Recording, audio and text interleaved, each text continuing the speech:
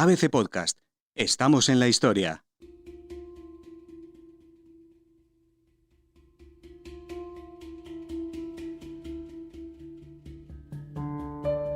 Francisco García Escalero, conocido como el Matamendigos, fue un asesino en serie que cometió sus homicidios en el Madrid de los años 80.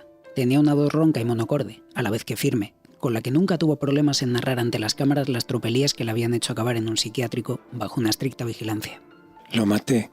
Estuvimos bebiendo en un parque al lado del cementerio y tomando pastillas. Me las pedí al cuerpo para poder hablar mejor. Luego le dije dónde íbamos a dormir. Y en el cementerio sentí las fuerzas. Me daban impulsos. Cogí una piedra y le di en la cabeza. Luego le quemé con periódicos y me fui a dormir al coche. Al día siguiente, al hospital. Ahora me siento con la mente en blanco, como si estuviera muerto. En 2013, García Escalero tenía apariencia de abuelo entrañable. Le caracterizaba su poco pelo, una enorme barriga y una barba de 3 días. Pero, detrás de esa imagen, había hechos escalofriantes y pensamientos que se alejaban de lo entrañable. Detrás de esa imagen se escondían 11 asesinatos premeditados y una infancia traumática. Desde pequeño había sentido una atracción especial hacia los cadáveres y los cementerios, tal vez por haber vivido durante su niñez junto al cementerio de la Almudena. Tanto era su afán que, una vez, se coló en un camposanto, abrió 3 ataúdes y puso los restos de pie, como si estuvieran vivos. De pequeño ya tenía ideas raras. Paseaba por las noches con un cuchillo. Me gustaba entrar en casas abandonadas y no sé por qué. Miraba por las ventanas de los pisos para ver a las mujeres y a las parejas de novios. Me masturbaba. A este escalofriante y controvertido personaje se enfrentó, ese mismo verano, el doctor en Psicología de la Salud Juan Ramón Pereira do Campo. No es el único asesino al que se enfrentó en prisión, pero sí uno de los pocos cuyo testimonio puede desvelar con nombres y apellidos sin que se vulnere ninguna ley de protección de datos. Y es que el asesino expiró su último aliento solamente un año después, tras atragantarse con un hueso de ciruela.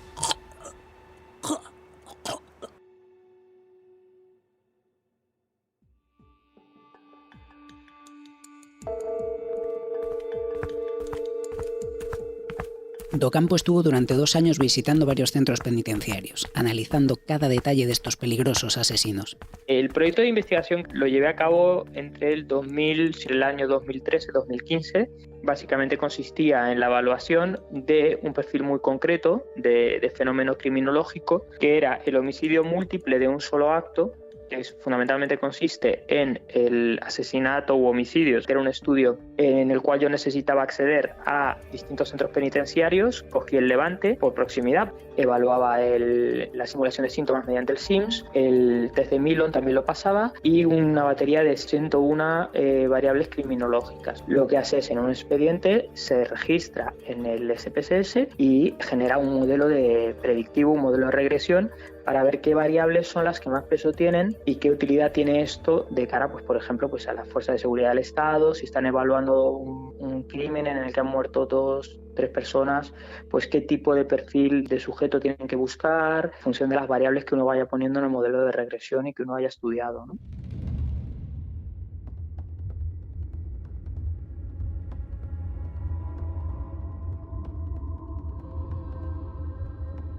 El doctor do Campo recuerda el olor de la psicopatía, los largos y fríos pasillos de las prisiones y sanatorios. Recuerda también las sensaciones de respeto que se le impregnaban en el pellejo cuando le tocaba entrevistar a sus pacientes. Todos ellos, los asesinos más prolíficos y escalofriantes del país. Es el Mindhunter español, uno de los que mira la cara a los criminales. Uno va pasando por distintos sistemas de control desde que ingresa, es decir, directamente uno, para empezar, no puede pasar con el coche hasta el aparcamiento del centro penitenciario así. Dependiendo un poco de las características del preso, es decir, si el preso, por ejemplo, era un primer grado o un preso en segundo grado, pero con una historia criminal bastante complicada y lo tenían en el módulo, y era un módulo bastante restrictivo, pues en ese caso ellos preferían, por ejemplo, que yo le viese con lo que llaman el cangrejo, es decir, con una diferencia entre el entrevistador y el evaluado, con una especie de hierros que lo que evitan es que la persona pueda acceder físicamente al que le está evaluando. Evidentemente los funcionarios siempre están atentos y si hubiese cualquier situación, pues ellos intervienen, que nunca tuve ningún tipo de situación problemática, tuve esa suerte. Lo peor de estas entrevistas en prisión fueron dos cosas. La primera, cazar las mentiras que los asesinos le lanzaban una y otra vez. Algunos por remordimientos, otros porque se habían aprendido a la perfección esa versión oficial que habían dicho en un millar de ocasiones a las autoridades. La segunda, rechazar con elegancia los regalos que le proponían los presos a cambio de su ayuda. Y decimos con elegancia porque era sencillo perder su confianza al decirles no. Conozco compañeros que sí trabajan en prisiones donde, bueno, pues sí hace bastante tiempo, te hablo a lo mejor de hace 30 años o 20 años, cuando en Madrid estaba cumpliendo condena algún narcotraficante muy, muy importante de Galicia. El intento de soborno o de coacción llegó de una manera bastante velada, es decir, en este caso pues se le acercaron a la persona en cuestión diciéndole que bueno, que sabían que había sacado una hipoteca y que están dispuestos a pagársela y que dejara en paz a la persona. Evidentemente el compañero no transigió con eso, lo puso en conocimiento de los mandos: si no coges el dinero, lo siguiente es amenazarte. Por la libreta de Ocampo pasaron desde chavales de 20 años que se presentaron en un hostal con un cutre en la mano degollando a 3 completos desconocidos sin razón, hasta mafiosos y secuestradores que no tuvieron reparos en bromear de forma enfermiza tras arrebatar una vida. Digamos, yo evalué a un total de 101 sujetos. Y miedo yo físicamente no llegué a notar por las medidas mismas que aportan instituciones penitenciarias, pero sí es cierto que llegué a tener entrevistas con personas en las que era muy difícil ver reactividad emocional, donde realmente uno se daba cuenta de que esta persona era carente de empatía. Entonces no es tanto un miedo personal de uno, sino el hecho de que estas personas en algún punto han estado fuera entre nosotros en sociedad, sobre todo pues por ejemplo sujetos sádicos que han cometido crímenes hacia las mujeres con tortura, incluso pues narcotraficantes con mucho poder que son capaces pues de encargar una muerte mediante sicariato.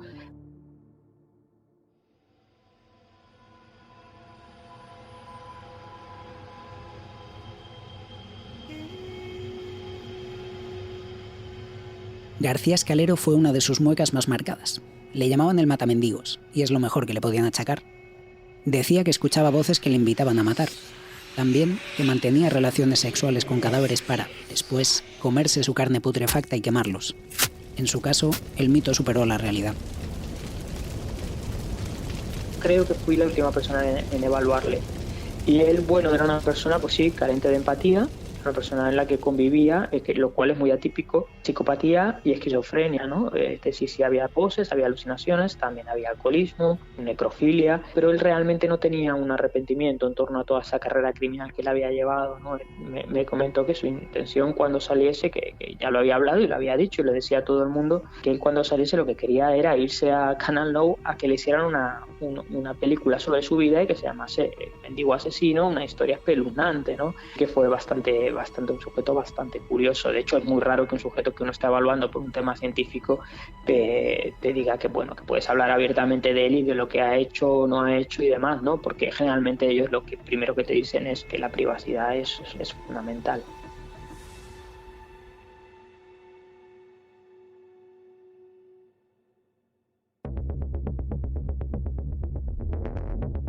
Y como este, otros tantos casos. Uno de los que más le sorprendió fue el de una pareja de asesinos a los que él llama los Bonnie and Clyde españoles. Sus locuras fueron muy sonadas en su momento. Él era un criminal curtido y sin escrúpulos que, durante su estancia en prisión, sedujo a una chica que acudía a la cárcel a dar clases. Al final, ambos escaparon y cometieron varios asesinatos hasta que fueron atrapados. Es lo que Docampo llama spree killers o asesinos frenéticos. Son personas que asesinan pues, en una carrera criminal donde no hay un enfrentamiento, pero no se detienen y van saltando de víctima en víctima sin que haya ese periodo, ¿no? Y van robando en una casa, arbitrariamente matan a quien se encuentran. Y en cuanto a por qué me llaman la atención este tipo de sujetos, es precisamente por la peligrosidad, ¿no? Es decir, porque la detección precoz en este tipo de perfiles es fundamental, porque cuanto más algo más me resulta a mí una amenaza para la sociedad, más me interesa conocerla para intentar, dentro de mis humildes posibilidades, ayudar a evitar este tipo de tragedias, ¿no? Fue una entrevista complicada. El asesino en cuestión se mostró escueto. Le costaba responder al cuestionario del doctor, aunque dejó alguna que otra frase interesante.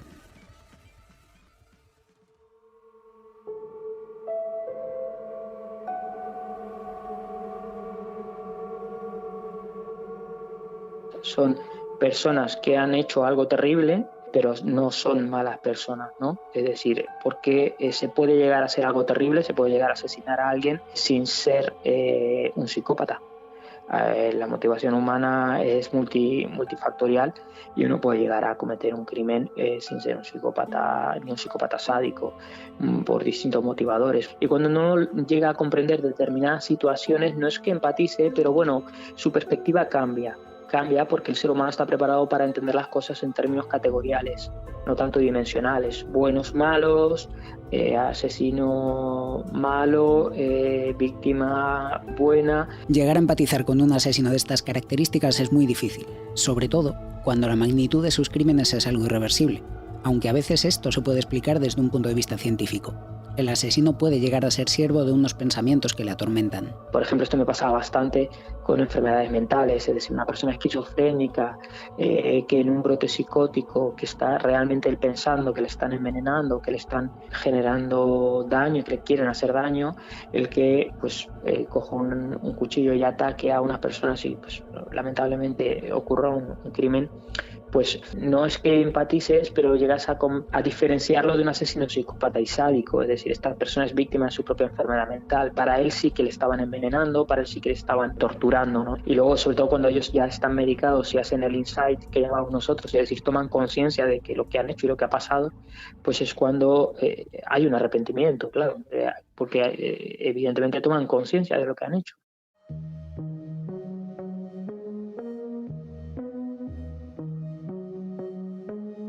Los Bonnie and Clyde españoles descorcharon la barbarie en la zona del Levante y Andalucía. Pero de ahí nos vamos a Murcia, el lugar donde otro de los asesinos entrevistados por el doctor Docampo sembró el terror perpetrando sus crímenes. El psicólogo insiste, no deis nombres ni demasiados datos, así que llamaremos a este sujeto el boxeador, porque, como nos recuerda, la lista de locos con este apodo es casi tan larga como la de los Reyes Godos.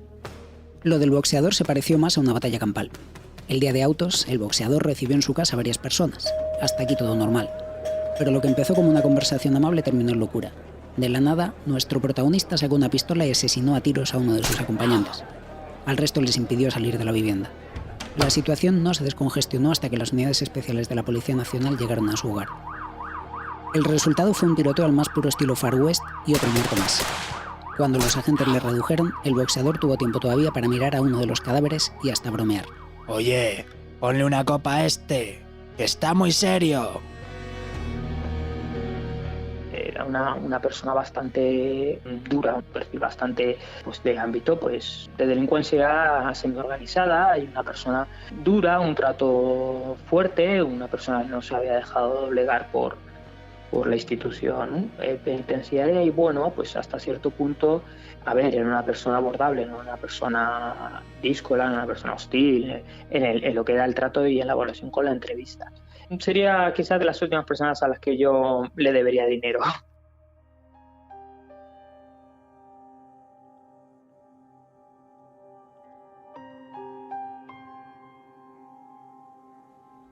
Al igual que sus entrevistas en prisión, nuestro encuentro con Docampo no podía acabar sin una cuestión algo más humana. De esta forma, le preguntamos si existe la maldad y el psicólogo responde afirmativamente, aunque menos porcentaje de lo que pensamos. De los 100 sujetos a los que evaluó, afirma que apenas 4 eran pérfidos. El resto fueron personas que cometieron un triste y cruel error. Como punto y final, deja una reflexión. La maldad existe y está entre nosotros. Un compañero maquiavélico, un jefe tiránico. Estos son los ejemplos más claros. La diferencia es que ellos no cogen el cuchillo,